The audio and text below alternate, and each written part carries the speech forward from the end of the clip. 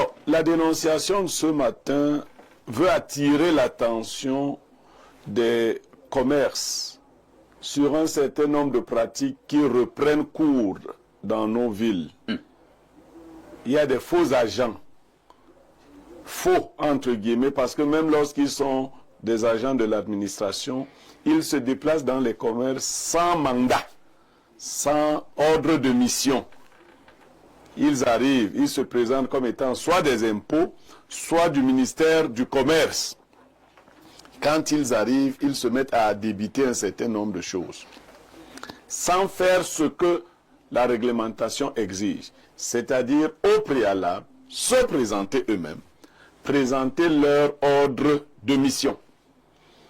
J'ai surpris quelques-uns qui passent le temps à dire, nous, on veut le carburant. On dit, mais nous sommes ici pour mettre le carburant. Voilà, vous voyez notre voiture garée là. Et vous nous demandez l'ordre de mission. Alors que vous voyez là, ils font tout pour s'habiller en veste.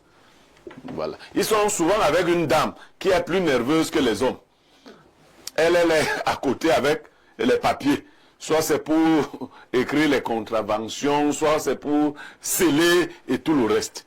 Parfois ici, à cause de cette pratique qui est mal organisée, certains faux agents, faux maintenant totalement, se sont aussi organisés. C'est-à-dire on fait un groupe de chômeurs entre nous, parfait un peu imposant. Je prends son costume, je prends mon baraque parce que toi lui parle beaucoup. Là il ne faut pas parler beaucoup. Il faut arriver, on est là pour un objectif. C'est l'argent. Moi-même je me mets devant. Et moi qui suis devant, c'est moi qui menace de... Il faut toujours une femme dans le groupe pour que ça ait l'air sérieux. Parce que vous savez, dans notre mentalité, on respectait tellement les femmes. Tous les groupes de bandits maintenant comprennent que pour appâter facilement les gens, il faut y adjoindre une femme. Elle est souvent de teint, un peu comme Moubarak. Bon. Non.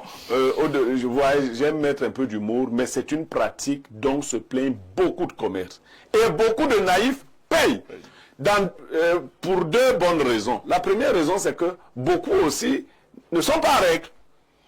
Du coup, pour quelqu'un qui n'est pas en règle, le plus facile, c'est de négocier.